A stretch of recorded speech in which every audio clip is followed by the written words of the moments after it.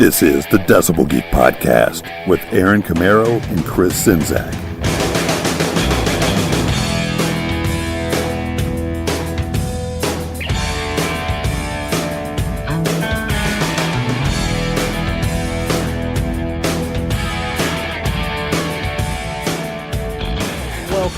Welcome back, folks, to the Decibel Geek Podcast. I am Chris Czynszak. I am your host.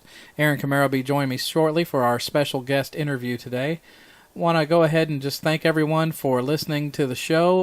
We got a lot of new listeners lately. We've been really good about updating the show every week, even though I've been through quite a lot of stuff lately in the personal life. Marriage is strong and everything, but lots of car trouble and money issues. But, hey, I'm not going to sit here and bitch all day on the podcast because most people are like, just get to the damn interview.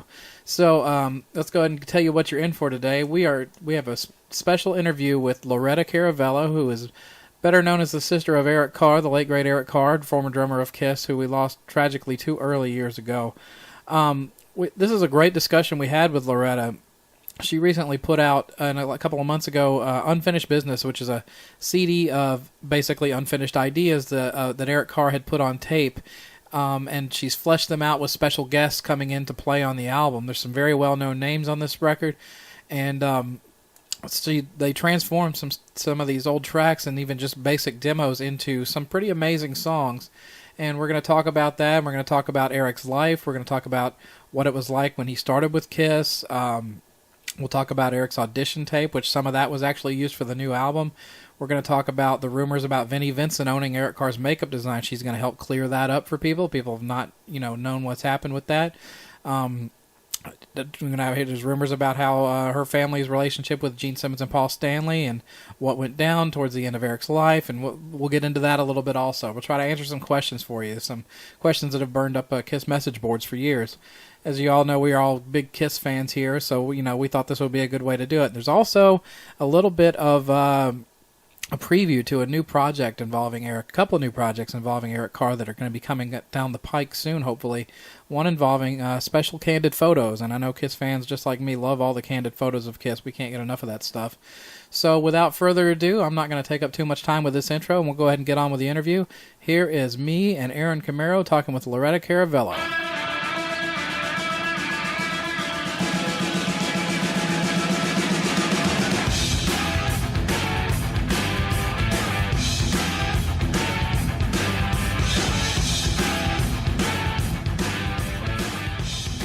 Let's go ahead and talk about the CD right off the bat, Unfinished Business, and this came out just a couple of months back, and what's the response been to the CD so far?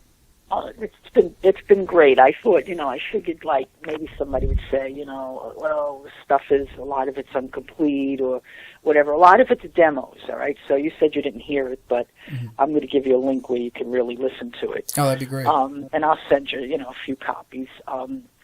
But what it is we took some of my brother's stuff that wasn't finished, okay? So now you're getting a picture as to why it's called Unfinished Business. And got some really great musicians in.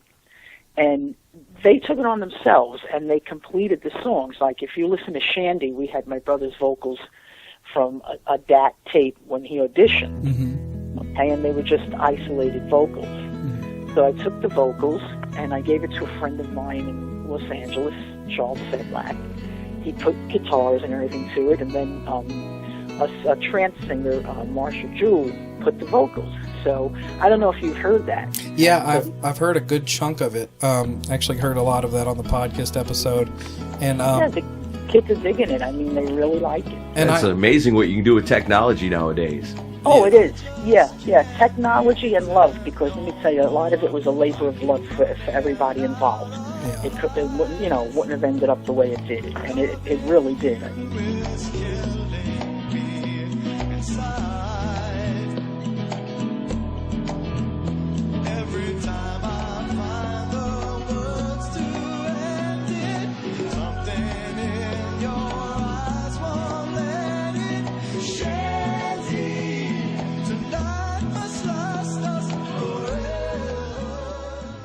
there's a remake of All Hell's Breaking Loose with ZO2. They're phenomenal.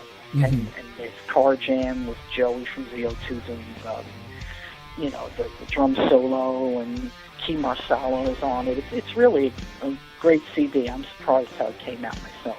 Yeah, the Shandy track is of interest to me because years and years ago, I was doing trades with another Kiss fan from another part of the country, which you know how we all are, all the Kiss fans are with trading stuff. He Is the word trading? Is that? Oh, that's a nice way of putting it. Trading. Okay. Yeah, well, it's a nice legal term, Well, we were there was no money involved, but it was okay. He wound up sending me it was just like a Kiss master demos thing of demos that had flown, come around, and one of the CDs was his audition CD or tape, right. I guess, and so I heard that Shandy track long time ago, and just hearing how you guys transformed it is just it's pretty amazing. Well, it was the luck of the draw, because if you listen to the whole audition tape, the first time I saw that audition tape, I saw it on eBay. Believe it or not. Really? Yeah, I guess somebody found it somewhere in a warehouse. There's the word "found" again. Yeah.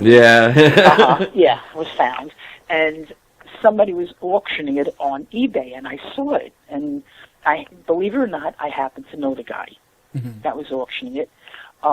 Someone, I believe in Russia, bought it. Wow. Okay, but all it was a cassette. Okay, so I managed to get a copy of that very, very early on, directly from the cassette tape. And that was before I even, thought about doing the CD. That had nothing to do with it. But if you listen to the 4 tracks, my brother sang over, some songs by Van Halen and everything, and those were all one, was it mono or something? But when he did Shandy, he did it on two channels. So we just got lucky because, when you switched the left and the right, you got his vocals in one and the music in the other. Oh, yeah. Right. So it wasn't Otherwise, all that wouldn't have stuck happened. together. There was no way of really isolating that, but I guess it was meant to be. Yeah, definitely. That's awesome. That's very cool. Yeah. Well, give me a little vibe of what it was like when he first found out that he got the job in Kiss. Did he seriously think going into that audition that he was going to get the job, or did he think, no, there's no way they're going to hire me for this? It's like everybody was doing their own thing in the house. I don't know if you have siblings. I do. Do you? Anybody here? Yeah. Okay, so you're out playing with your friends, and who cares where your brother is? Right. Sure. Who cares where your sister is? Oh, she's and it is actually a part in your life where you kind of lose track of your siblings. You don't really remember what they're doing. But I mean, I knew he was auditioning for a band. Okay, he was very quiet about it. My mom and dad knew it, but he was in and out. There was nothing like, oh, guess what? This happened and that. He was in and out. Okay, but then it started to get exciting because then Bill Aucoin called the house. I got a call from Bill. I was, in the kitchen. He was in the bathroom, my brother, actually, doing his hair. He had an afro and everything. And I had said, a great Bill afro. Aucoin. Yeah, it was great. Oh, it was phenomenal. And I says, it's Bill Aucoin. And he says, they want me to come back, like that. So, but it really didn't click. I tell you, it didn't click until he got in. It was like he wasn't in, and then he was in. Wow. That's how quick it happened. Let me ask you this, because as I mentioned in the emails that we sent back and forth, I wanted to ask some questions that have basically been like hot topics of debate regarding his time in the band and his relationships with the guys. Right. Would he ever go on and on about Gene and Paul being difficult to work for, or was he pretty happy with? Or if he did, when did that start, or was he under pressure right from the get-go? Do you think? It was he very rarely brought his job home or whatever he did home, and once in a while you could see if he was in a bad mood if he came home. Right. Or you'd hear him in his room on the phone with somebody or something. It was like any other job. He never would come home and say, oh, Gene did this or Gene did that. He wanted a little more input than he had. and Yeah, I'm because sure that's the key to it too, right there. Because he wasn't working he wasn't working with Gene and Paul. He was definitely working for them as an employee. Exactly. Yeah, and but as the years went by, he got more input because he became such a popular member that it was no more, like a gun for hire. He was actually somebody For sure. in the band, Right. and he had his own personality. Okay. But as far as he would talk more to my parents than me about stuff like that. He might make a little remark once in a while, but it wasn't like the everyday thing. It was like a normal thing that you'd say at your job. I can't stand this one, or I don't want to do this, or don't tell him I'm not here. That sort of stuff. Right. I do that every day at work, even when I'm there. Yeah, I hear you. I guess even if whether you're drumming for Kiss or sweeping the floor somewhere in a restaurant, a job is still a job at the end of the day. It's a job. Yeah, and you're going to have your ups and downs, and he was a very artistic person, and musically great. If you heard Verkology, you hear some of his other stuff. Yeah. It's just what the hell, it could have been a solo album. Oh, absolutely. And there was quite a few songs over the years that, you guys have unearthed that I don't see why they didn't make the Kiss albums, personally. There was some great stuff, which, makes this new CD all that much better to, to get some of this material out to the fans. I wish I had more stuff. A lot of the stuff, that's the quotes or something, was nowhere to be found. There's stuff out there. I just got to find it. Yeah, you just got to start checking eBay more often. I didn't want to say that. Well, look at the boards, and I'll track it down somehow. Exactly. But it's out there. There's an immense amount of stuff my brother worked on. When I used to go to his apartment in the city, he had a wall full of stuff, and and I don't know what happened to it. Yeah. Well, that's one of them things, as it keeps coming out, and you keep finding stuff, that there's always fans out there going to be, interested in it and want to hear it because, Eric Carr was such a huge piece of Kiss, and as a Kiss fan, I loved Eric Carr, and Chris, I know you feel the same way, that he was, and at first it seemed like you said he was a hired gun. But, it only takes a certain amount of time to somebody that's really talented and really creative to, somebody's going to have to say, all right, we have to give this guy a canvas to paint on.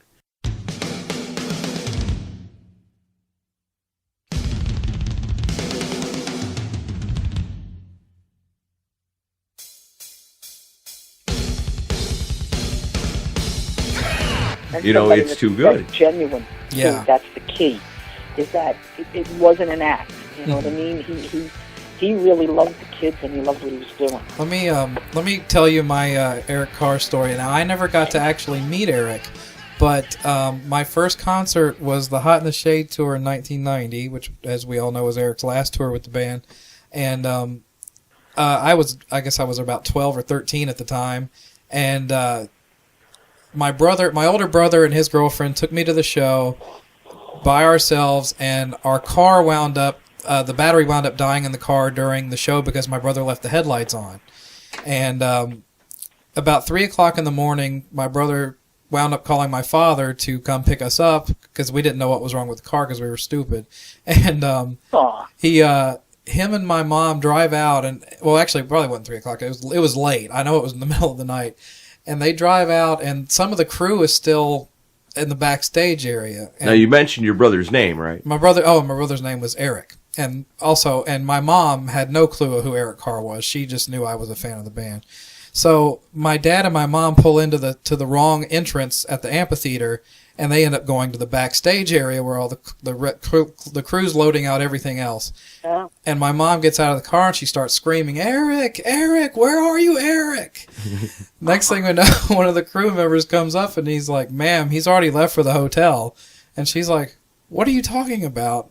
he goes, you're looking for Eric, right? She's like, yeah, my son Eric. He goes, oh, I thought you were looking for Eric Carr. She's like, who the hell's Eric Carr?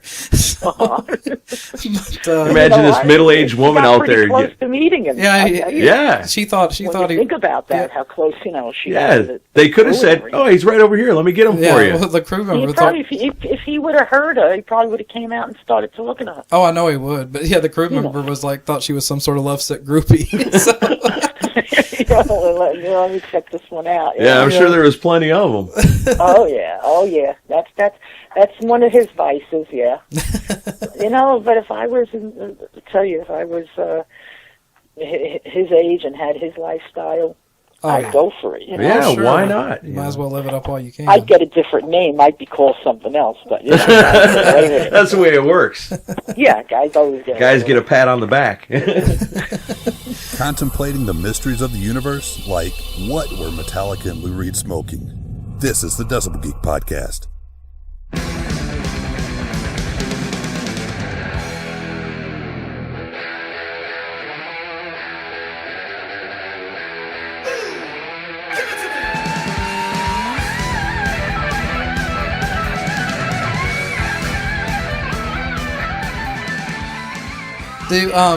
What are your memories? Did you get to have very much interaction with the other guys in the band? Bruce Kulick, we knew very well. I still know him.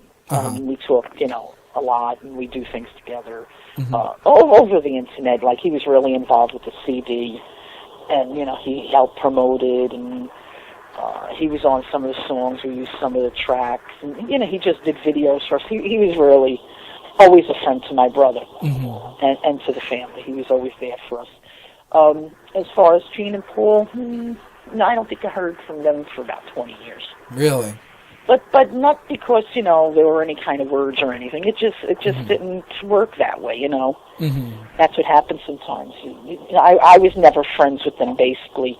We knew them. We would go. He'd say hello. Gene was always polite. Paul was nice, But it wasn't like, hey, can I hang out with you and party, My brother would never allow that. Right.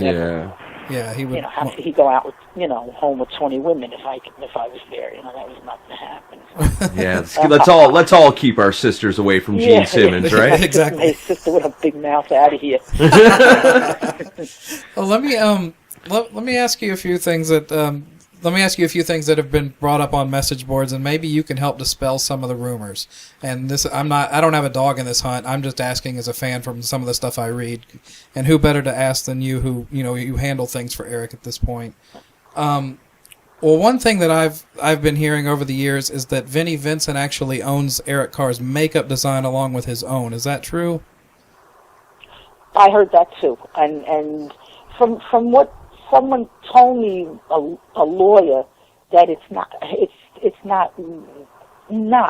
He doesn't know, or there's some kind of technical thing with the way it's drawn, or something. I mean, I just know a lawyer. He helps me with stuff, and I just happen to ask him. I think if he did own the makeup, you'd know about it more than that. Right. I would think so too, because he'd be sitting in a room somewhere. Right, because if Vinnie Vincent owned the rights to even his own makeup, isn't he barred from using that? As far as I know, he is. No, I don't. I wouldn't think so. I mean, I use my brother's makeup on stuff a lot. Well, and I was going to ask you that because I was, the rumors that he owns it. I didn't know if you had any contact with Vinnie over the Unfinished Business CD because it has that makeup design on the cover.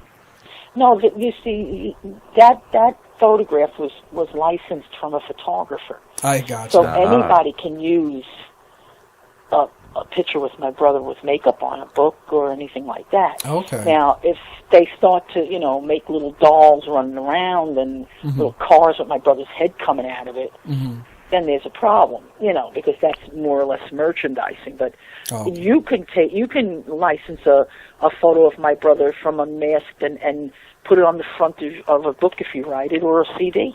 I got you. Okay. It's the photographer that owns it. Right. It's the photograph you're buying. You're not buying the makeup. Oh, okay. Yeah, because some people brought that up and they're like, "Oh, is Vinnie trying to be like an evil mastermind by trying to own all of these makeup designs and stuff?" No, I don't. You see it out there. I mean, Gene and Paul use it all the time. I mean, it's just, I think it belongs to them, basically. It's a gray area. Yeah. So then in that instance, when you're releasing, stuff for Eric, does Gene, because I know Kiss is pretty tight-reined on their merchandise and their name and their likeness. Have they had any issues with you coming out with anything Eric Carr related? No, as long as I don't use the Kiss logo, I don't think I'll ever see them again. Oh, okay. To be very honest. I got you. Because it's my brother's likeness. Mm-hmm. We do own the name and the likeness. We own that name, Eric Carr, with that face, belongs to the estate, to us. Right. The makeup, it's Gene's and Paul's. Mm-hmm. It's a gray area because my brother's face is underneath. Right. And that's what forms that image. Right. So that's something that we never went to a lawyer for anything like that and stuff. I just do stuff very simple. Mm-hmm. I don't abuse. I'm not looking to abuse anything or hurt anybody. And it's good for Kiss anyway when I put something out. With my brother. Sure, absolutely it is. Keeps the interest fired up. They actually ordered a couple of bobbleheads for their office. They did. Nice. Oh, that's good. Yeah, well, I know the address. They don't think I do, but I do. I saw it on the package when I sent it. But they are cute. The baubles are adorable. That we put out. That's awesome. Okay, so just to clear that up, you haven't been contacted by Vinny saying you can't use blah, blah, blah, right? No, nobody says I do my little thing here. Okay. I try to do it as legal as possible. I pay all my royalties to any music that was used that didn't belong to my family. And that's it. Okay. That's why I want to keep it. Okay. That's a good way to keep it. The less drama involved, that keeps it open for you to keep finding more stuff out there that's hidden and keep releasing it so we can enjoy people. it. Regular people, I don't want my house taken away from me. I hear you. Okay. Yeah, for providing a great service to a lot of fans. Yeah. Oh, yeah, they love it. I mean, I get emails from people that are in their 20s, 17, 18. So it's not only the older generation, which is really surprising to me. That's what I'm finding out about the CD, that I'm getting young kids. Mm-hmm. And it's the kids probably that are just starting to get into Kiss and they're researching the history, or a lot of them are the children of the my generation. Right. Right. That, said, if you don't listen to Kiss, I'll kill you. That kind of stuff. But, you know how that is. You just keep putting the same record on like a robot, Yeah. And that's what the older Kiss fans do. Well, the thing with the younger Kiss fans that you mentioned just blows me away. Because, even when I was, 12 and discovering the band, and this was in the 80s when they weren't wearing the makeups, when Eric was drumming for them around Crazy Nights, Right. Even during that time, I had people saying, those guys are old. And then, look at us this many years later. Right. We're still talking about them. And then there's still kids that are getting into them, What? There's so many. Because Kiss, I believe, is like a legend. It's something that you're always going to see in history books. It's like, Elvis Presley. I mean, they're names that'll always be around no matter how many years go by or how big or small they are. It's something that's part of rock history. Yeah. Have you heard about the 13-year-old kid with the Kiss podcast? No. He's this kid named Cassius. He's a 13-year-old in Canada, and he's got his own Kiss podcast he's had for a year, and and he's even been on the news in Canada for it already. It's just it's just amazing how they're always converting kids into their stuff now. It's just amazing. Well, and that's the thing, because it doesn't matter when it came out. I mean, good music is good music, and that's the bottom line. It doesn't matter if it's the Beatles or if it's, like you said, Elvis or Kiss or, Guns N' Roses or whoever. Good music is good music, and people are going to seek it out, and they're going to want to know the history behind it. Can you imagine being a kid today and just discovering Kiss, and then having to look back at all the things that they've come out with over the years, all the different interesting things, Eric Carr, everything, Of course, most of the stuff years ago was probably more interesting than the garbage they have out now. Amen to that. Yeah, it is. I mean, you still see, you go VH1 and all these things, it's like, there's people up there that need crutches and they're still jumping on the stage, and it's like, it fascinates me because I always say to my friends, if when my mother was growing up and my father, they'd say, oh, Frankie Valli, not Frankie Valli, like Mario Lanza and Gene Krupa and Benny Goodman, and I'd say, oh, get away, man, with that stuff. Yeah. Oh, how old-fashioned you are. And then it's the same principle now, because you have the Stones, you have Zeppelin, you have all these older people that are in their 60s, and yet they're accepted as being young, which is really good for my generation because it doesn't make you feel as old. Right, we're eternally young. We're caught right in there with them with that. I think I feel pretty young when I watch VH1, Heck and yeah. see all these bands, and then you see all these 20-year-old kids jumping around like, they just came out. Well, and I think media today has had a huge hand in that with the internet and everything, because it's like through the power of stuff like YouTube, all that old stuff is new again because people get to discover it all over again. Or even us old-timers get to see it for the first time sometimes, just like this Eric Carr CD, where it's like you think you know it, you think you know it all, and you think you've heard it all, but wait, there's more, and here you go, enjoy that. Well, there is actually, I have like tons of stuff, more pre-Kiss stuff, but I mean, I have stuff from Bionic Boogie, I have stuff from Flasher, I have rehearsals, I have all kinds of stuff that I probably can release, and the kids would really dig it because my brother sings a lot of it, and it's really cool. You could hear him talking and stuff, but, there's a lot of logistics that I couldn't release it because it's like over 40 years old, but I'd rather get in touch with the people that are in it and say, look, would you mind, or, what do you want for this, or, but most people would just take the stuff and throw it out there and sell it without, I mean, there's stuff, overseas that's selling that they don't ask permission, or they're recording songs that they're not paying royalties on. Yeah. So, but I'd rather do it the right way, and maybe, in a year or two, I'll come out with another CD of I got enough stuff, believe me when I tell you. That's good. Great. Well, it's That's good to hear news. that. Yeah. Okay. Well, what do you like to hear? I mean, do you like, like I have songs from Rockology, but I have demo versions, like different versions of Tiara. I have different versions of, what's the other, Nightmare. There's all like demo stuff. That's the stuff that fascinates me. I seem to forget I'm not a fan, and the fans tell me, "Oh, that's great. I'd love to hear some of that stuff." Oh, sure. If anything Kiss related, if I can hear anything from any member of demo stuff of them even just goofing off in the studio, I consider that a treasure. Yeah, for sure. Well, you heard a lot of the stuff from when he was 17, right? Sellerman and all that. Yeah, there's some great stuff there. Yeah. Yeah, I mean, I actually, gave it to the kids. I gave them like maybe 10 CDs worth of stuff from Creation, from Sellerman. We just gave it out, years ago, and a lot of it's out there. But I have a lot more of it. I have a cute rehearsal when they're doing. He recorded a song with someone named Crystal Collins, and this was when he was 17. I don't know if you heard the songs. It's a female singer, and they're backing her up. No, I haven't heard and that. I have the rehearsals on tape where, you could hear them going over it and laughing and stuff. And that kind of stuff is pretty cool. Yeah, I like that.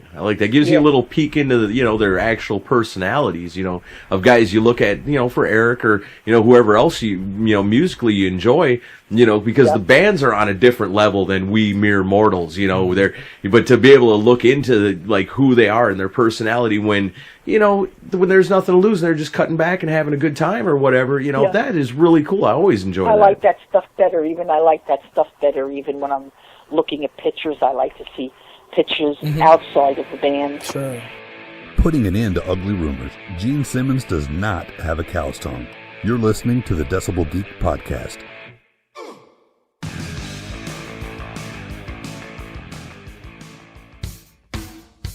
Listen to the Decibel Geek Podcast on your iPhone, Android phone, BlackBerry, and WebOS phones with Stitcher. Stitcher's smart radio for your phone. Find it in your app store or at Stitcher.com. Stitcher Smart Radio, the smarter way to listen to radio. Yeah. And that leads me into that I'm putting out a trading card set with 50 cards. Really? Nice. And it's all like pictures my brother took on tour. Oh, that's awesome. Wow. So it's going to be cool. I mean, not all are saying, can I tell you why, Lydia Chris gave me a couple of shots, and I have a couple from some of his security guards that were never released. But cool. The rest of the shots are like from his tons of photo albums, with Gene. There's a nice one with Gene doing the fire, but he's got his shirt, regular shirt and pants on, and he's, and there's another one with him sleeping on the bus and stuff.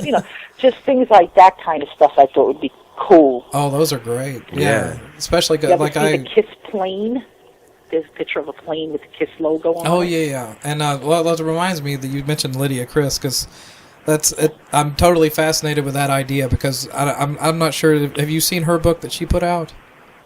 I've seen it, not in my hands, but she. I know it's a great book. But from what I heard. That's what made that book so special, was all the candid behind the scenes photos, and that's what all the fans will eat up. Yeah, because she was on the road with them for years, just running around with her camera, snapping all kinds of photos of them. Yeah. Well, her shots are like better than mine in terms of like shot professionally, because my brother was a photographer. He did that in high school. He actually, if you go on eBay right now,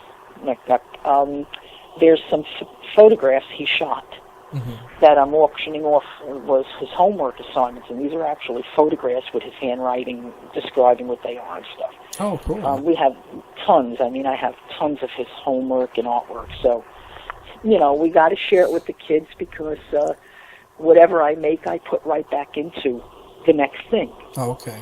Okay, so, the carts, that's expensive proposition. But besides that, it's the stuff in it is really cool, but it's not like you would, a photographer would take. It was like you and me would take. Mm-hmm. Right. No, but that's the interesting stuff. That's what makes it better. I mean, there's a million pictures out there of Eric Carr posing with the band and stuff. That's stuff you can see all over the place. But the candid shots, that's something special. That's a sneak peek into somebody's life that you admire. And that makes it that much more special, I think. Well, there's one shot there. Sometimes he would give his roadie the camera while he was on stage, and there's one shot that's really, really nice. It's from the back, and it's like you were laying on the floor, and he's standing up. He actually standing up on the drum that he jumps up, and you're looking from the perspective of actually looking up and seeing him standing up, like you're laying right by the bass drum and looking up. It's really a nice shot. That sounds awesome. Yeah, it sounds pretty cool. Yeah, and he just happened, the roadie to capture it good. And then my brother took his own shots, basically. He always had a fascination shooting his drum kits from the stage while it was being made and things like that. But that's something you and I would do when you're just taking shots. Yeah. I always got the impression that he was as big of a fan of the band as all the fans were when he was in it.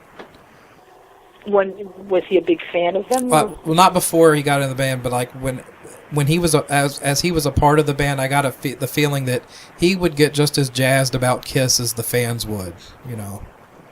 Well, he didn't like them. Oh, I know going in he didn't. You mean before? He wasn't a Kiss fan?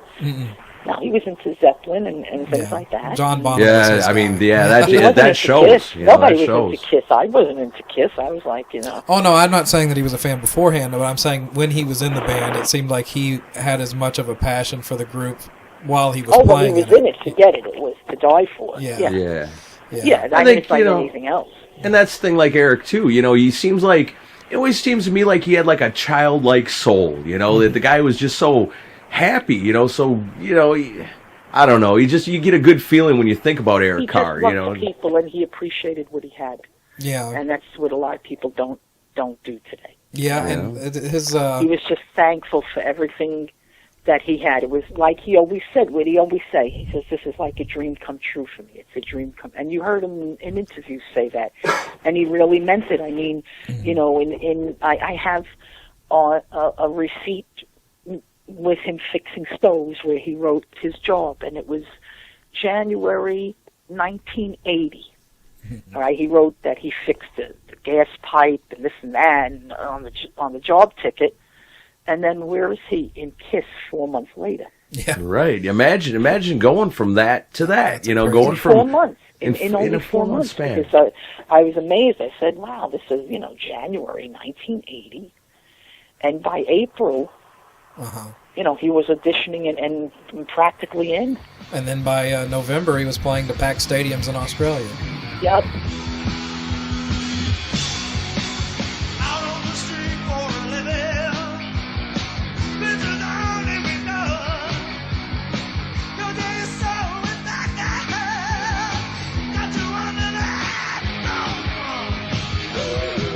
right, amazing. Because you see, you never know. Your life can change on a dime. It certainly can. That's for sure. Well, if you got the heart and you put the effort, anything can happen for you. You just got to get out there and make it happen sometimes. Yeah, he never gave up. I mean, he worked during the day, and he, came home, and he did it 24 hours a day, the music. Well, I mean, he worked. Mm-hmm. It's not like some people, they just want to do that, and they don't want to know about anything else. Right. Well, that's not the way life is, Sometimes you have to do the things you don't want to do, and then you go home and do the things you want to do, and hopefully everything happens, Right. Now, let me ask you this, and this I know, and if you'd rather not talk about this, it's a delicate subject, but you tell me. There's one of the biggest rumor things that goes around and sparks arguments back and forth amongst fans is this rumor that goes around, and I don't know if Greg Prato covered this in his book or not, about the whole issue with Eric's insurance towards the end of his time. Can you comment on that at all? I don't really want to go there. You don't? No. It's at this juncture, it's not relevant anymore, is it? Like I said, I don't know too much, and that's something that is kind of, we don't go there. Okay, I understand. That's totally fair, and I hope you don't. It was a crazy time for everybody. We just don't go there. Yeah, I understand. But the important thing at this point is keeping his spirit and his music going. And yeah, I mean, you gain nothing by maybe somebody writing a book may have a good time, writing something true or not true. Because when somebody's gone, there's no way to really verify. You could say whatever you want. I mean, you have people running around saying, my brother has 12 kids, and then you find out the kid's 4 years old. Right. Yeah. Look at how he did it. He had to be pretty damn amazing. Yeah, I hear you. He was. Yeah, pretty damn amazing guy, That would be. I heard he was amazing, but I don't know that amazing. But so when a person's not here, you really can't, talk for them. I understand that, and I wanted to put it out there. At least with something that's sensitive, yeah. Right, obviously. So I got a question. I just got done reading the new Ace Frehley book, that just came out. It's called No Regrets. A great read, and you can tell in there how much Ace Frehley, after Peter Criss had left the band, you could really tell the friendship that was formed between Ace and Eric. And, how they really kind of, stuck together because it seemed like, Ace was outvoted now at this point when it came to band decisions. Eric was treated as an employee, so they just kind of gravitated towards each other. There's a story in there about the Breakout track, the Car Jam track, that Ace was working on, and he asked Eric if he would come and play the drums in the studio on that track. And according to the book, Eric said, man, I'd love to do it. And then when he went to try to get permission from Gene and Paul to do it, they shut him down. And Ace said, he could tell Eric was really upset about it, and Ace was upset about it too. I mean, were you aware of any of that going on between Ace and the band, and Eric being kind of caught in the middle of that kind of thing? I know he couldn't play outside bands, and I knew. So it was just the bottom line rule. He went out a few times when early on in the band, and people would ask him to come up on stage if he wanted to play the drums just in local clubs, and he couldn't. So it wasn't just Ace Frehley. It was in general part he of the can't contract, play. Probably, yeah. Right. Yeah. But I mean, me personally, I say, come on, what's the matter? You can't be a little flexible. Yeah, it's I just would music. think But so. that's me personally. But Right. I guess, of course, he's going to be disappointed. He loved Ace. I'm sure he wanted to do other projects too. Yeah. Did he have any particular memories that he would share with you guys about Ace, or as you said, I guess he didn't talk a lot about work. No, Ace was with him a lot. No, when my brother was sick, Ace was always there. He was in terms of my brother would go see him in his studio. My mother and father lived upstate, and Ace lived nearby. It was in the upstate area. Right. And my brother would be there basically, and they'd play. And from what I gather, there is some music that was done. If it ever surfaces, like I said, I don't know either. It could be gone. You have tapes, you never know what happens to them. Right. But Ace was helping my brother a lot to cope with what he was going through. Sure. And, he was there for him. Right. He was there for him. Well, I'm glad to hear that, because I always got the impression that Ace and Eric had a certain kinship between the two of them. Oh, they really did. My brother loved him. He did. Yeah, and we were actually, before we called you up, we were watching the clip of when they were it was the outtakes of when they were introducing Eric as a member of the band, and Ace was, let's just say, in a happier mood. And he was in a real good mood for that one. It was just so funny watching that. It's too good. Too good. 2. You're supposed to say, I'd like to introduce you. See, you guys don't know the lines. Wake up. Wake up. Okay, do it again. Hello, Australia. This is Gene Simmons of KISS, and I'd like to introduce you to Paul Stanley of KISS, who wants to introduce you to Ace Frehley of KISS. What's the name of the new drummer? All right, I think his name is, his name is, oh, wait a minute, I remember. His name is Eric Carr, and he's incredible. Okay. Now get out of here. That's dirty. Take 456. Action! Hello, Australia. This is Gene Simmons of KISS, and I'd like to introduce you to Paul Stanley of KISS, who's going to introduce you to Ace Frehley of KISS, who's going to introduce you to Ace Frehley of KISS, who is Eric Carr. Okay. Good. All right. Yeah. Okay. And cue. No, come here. Action! Turn around. Look, it's rock and roll. So Look, that it's was rock Ace. and roll. It looks like he's so funny. I mean, like, you just got to laugh when he talks. I mean, I don't know if you ever saw the video of him accepting the award with my parents in Hollywood. I did. Yeah, I have seen I mean, that. do you hear him laughing? I mean, like, you cannot help but crack up Yeah. when I thought that was... that was a nice time. He, was nice to my parents. There's a couple of cards in the set that my parents took of him doing that and stuff. So, Oh, that's Cool. That's wonderful. I mean, it's going to be cool. I hope it's like the CD. Let's put it this way: I'm not looking at it from a perspective of KISS Corporation. I'm looking at it from my brother's stuff, Right. and that's how I'm presenting it. I look at a photo and I say, oh my God, I don't like that photo, and then somebody like yourself will look and say, oh my God, look at that. The nurse from Dr. Love, because, the kids are pretty cool, because I had a couple of shots that I didn't even see it, and one kid picked it up and says, look, that's Paul Stanley with a nurse on the stage. Now I guess they did use a nurse on Dr. Love, didn't they? You mean on the song? Yeah, When they play live? When they played it live? when they played live. I'm not sure I remember that. Now, they may have during one of those 80s tours. It's possible. That may have been because Tracy there's Lords. Pictures of him with a nurse, and the nurse is next to him. Oh, it's Samantha Fox. That's it. What'd you say? We were saying it may have been Samantha Fox, because that's who was dating Paul at the time. But, Yeah, well, who knows who the nurse was, but Right. it's just that it's like, to me, I would have never thought anything of the shot, Yeah. And then somebody says, "Oh no, it's a great shot. You should use it," or just things like the logo. I don't take notice of the logo being different from when it's in Germany to when it's in France. Oh, gosh. But the kids see such stuff. It's like, oh my God, what do they got? Radar? Oh. So it's a perspective thing. You're preaching to the choir. Yeah. Oh, the KISS fans are amazing. That's why, I have friends that are KISS fans or really fans of my brother, and I ask them for their help. I say, what would you like to see? Or, do you think this is nice? And they really help.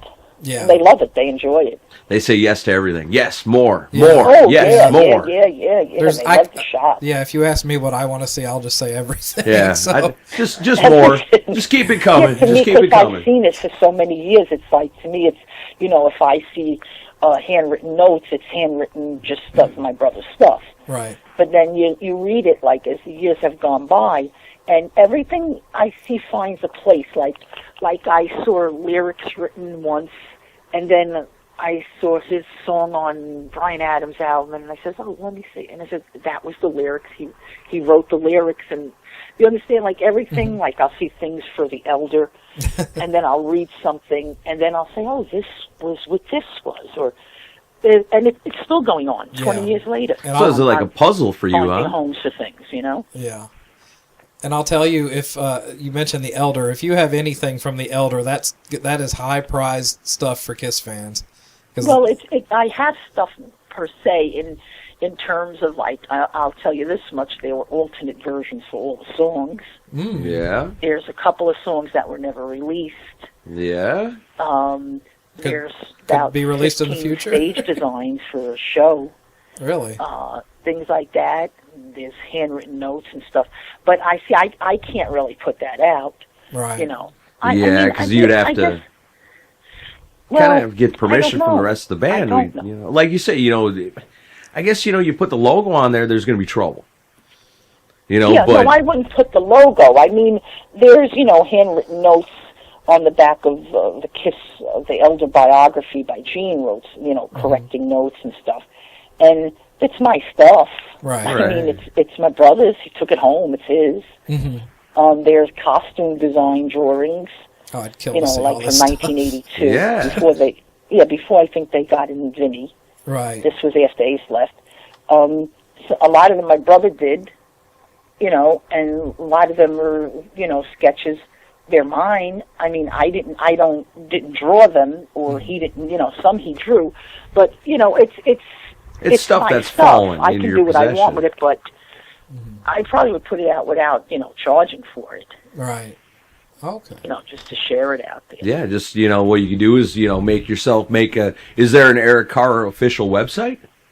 Oh yeah, you got to go there. You got to put a link or something. I Tell will. people to go there. What would the website? EricCarr.com. Go there and go into the archive folders on the top and go look at. Just dig deep and you'll see all stuff from years ago when he was older. You'll actually see there were some alternate shots for the Unmasked tour book. There's I have all the what do you call them, printer proofs for the Creatures of the Night album cover. Oh, that's cool. Like, yeah, there's like 8 of them there, like 3 feet by 3 feet.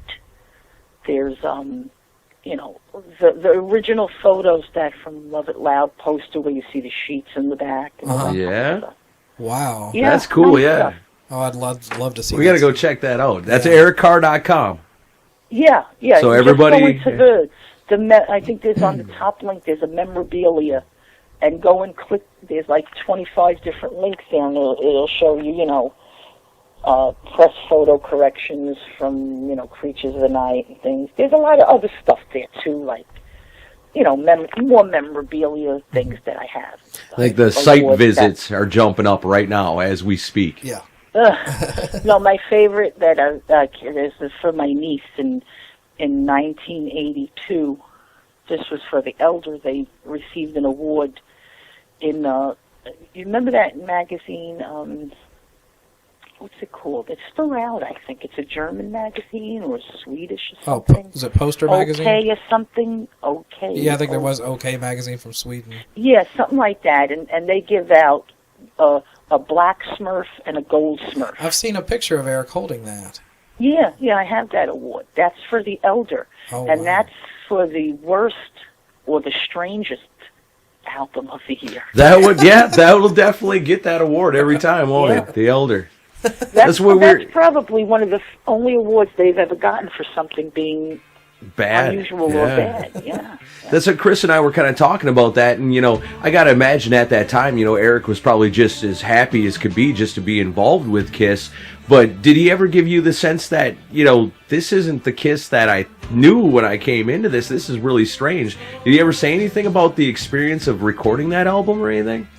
I think he hated his hair, that's for sure. He hated the way they cut it. Yeah, they all got All right, that was his pride and joy. But I think he was a little disappointed in how Under the Rose came out. I think he didn't like the choir chanting type of thing. Yeah, as much as it was. Yeah, he had different thoughts for the song.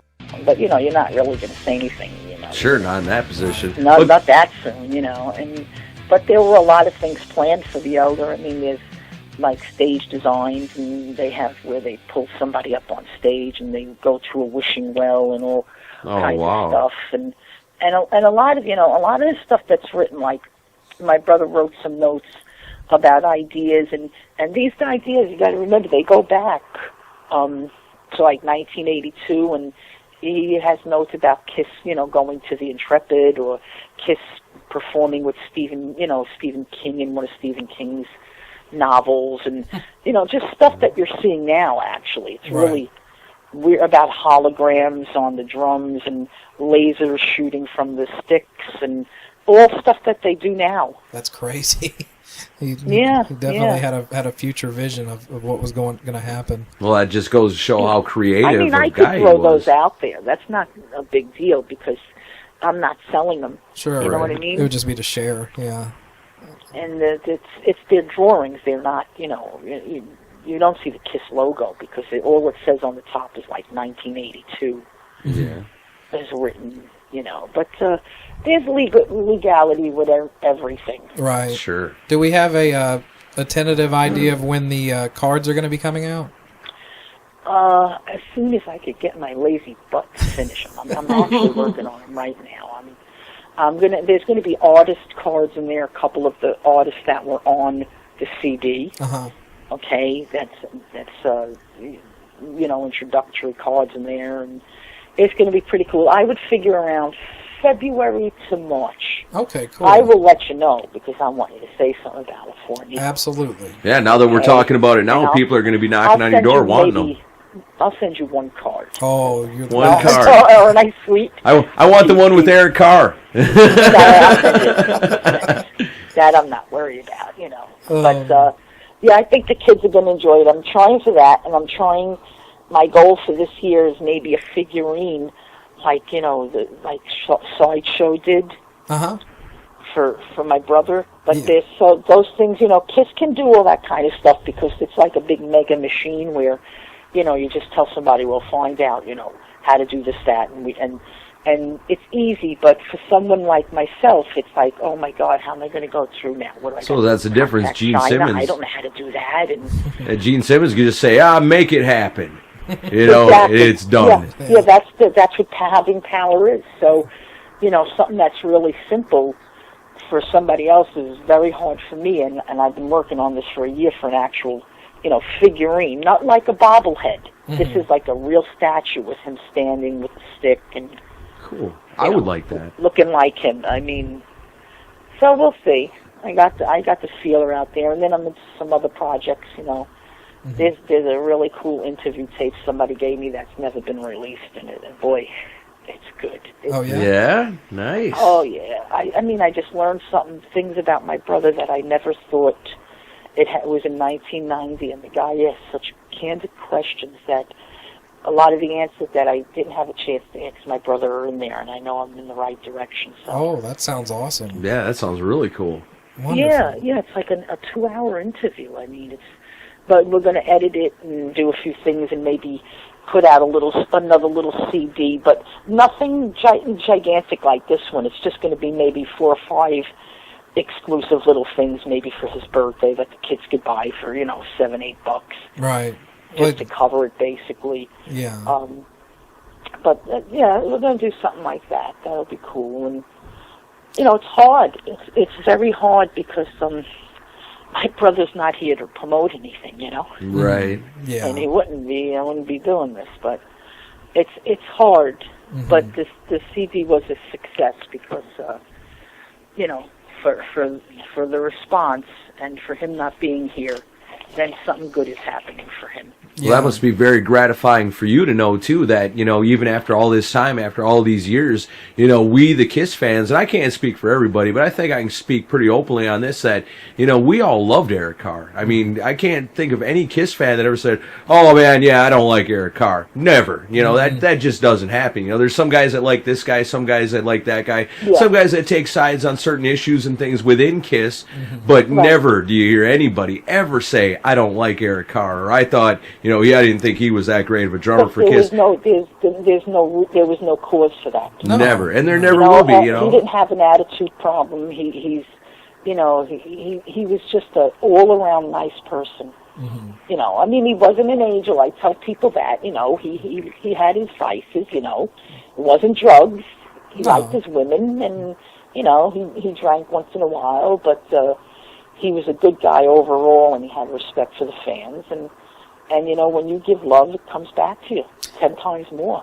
Well, I want to commend you for what you've done, because speaking on behalf of the fans, for for keeping his memory alive, because Absolutely. it so easily could have been, nothing put out over so many years, and you've done a great job with keeping his stuff out there, and I want to thank you for doing that. Yeah, thank you very much. The fans, the We- fans are the ones. Without them, I would have nothing. Wouldn't have happened. Well, we love Eric Carr, and we love you for keeping the memory and the legacy alive, because he's a man who deserves it through and through. Such a huge part of Kiss, huge part of rock and roll in general, and as you say, just a all around likable guy. And you're his sister, and I get a little choked up thinking about, it's been a long time, and I miss Eric Carr. Mm-hmm. I really, deep down in my heart and my soul, I miss Eric Carr. And that's more than just being a fan of Kiss and more than just being a fan of rock, because he's the kind of guy that, you hear dirty, rotten stories about dirty, rotten people that do dirty, rotten things all the time. And get away with it because they're famous or whatever. Here's a guy that, and it probably attests a lot to the fact that he came from, fixing stoves and doing just jobs like, any other normal person. And then all of a sudden having all that thrust upon him and the way he dealt with it, A lot of guys that would go from, working the Joe job to being in Kiss, 4 months later, they'd Vinnie Vincent out on you every time, but not Eric Carr. Somebody told me a story of one of his friends that he was slept by his house one night, and they were upstairs and they heard something in the kitchen and they thought somebody broke into the house, and my brother was downstairs fixing their stove. Nice. Oh, It was wow. like, he loved fixing the stove. Yeah. And that's why in one little part of the interview that we're going to put out, he when my dad and him used to go to Brooklyn and all these places, there's no way you're going to get under a stove and not roaches falling all over you. That. Yeah. They would come home with roaches. Well, they didn't have to come home with roaches. We had our own, so I guess they brought some friends home for them to visit, But my brother used to get them all over his face, and so that was all part of it after a while. But he loved doing it. Whenever he would go upstate, he would always fix my mother's stove or check it.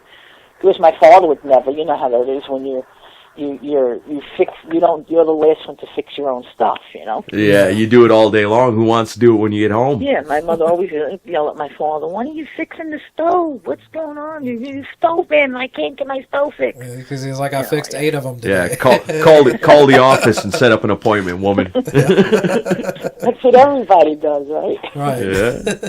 Well, I want to commend you on your great website. Oh, too, thank you so great much. job you're doing, and that's wonderful. that's really cool. Well, Keep it up. Well, thank you so much. It means a lot coming from you. And so is ericcarr.com the place to go to get unfinished business? Yes, it's there. You can go to Amazon. You can go to iTunes. You can go all over. It's all over the place. Okay. And but when you come to our website, you get a free pick with it. Oh, well, that's the best place That's to the go. place to go then. ericcarr.com, everybody. Go check it out. And we'll put a link up in the show notes for this show. And I just want to thank you again for coming on with us, and thanks for answering the questions for us. Well, thank you, and it's been my pleasure, and I hope to come on again and talk to you again somewhere down the line. Well, there you go, folks. That's it. That's our interview with Loretta Caravello. Me and Aaron had a great time talking with her.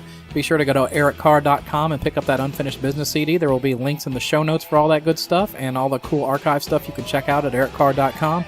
Remember to follow us on Facebook, facebook.com/Decibel Geek, at Twitter @Decibel Geek Pod, and of course the main website, www.dbgeekshow.blogspot.com. Got lots of cool revamping going on the website, so it may look a little squirrely at times, but it'll get better and better and better, I promise.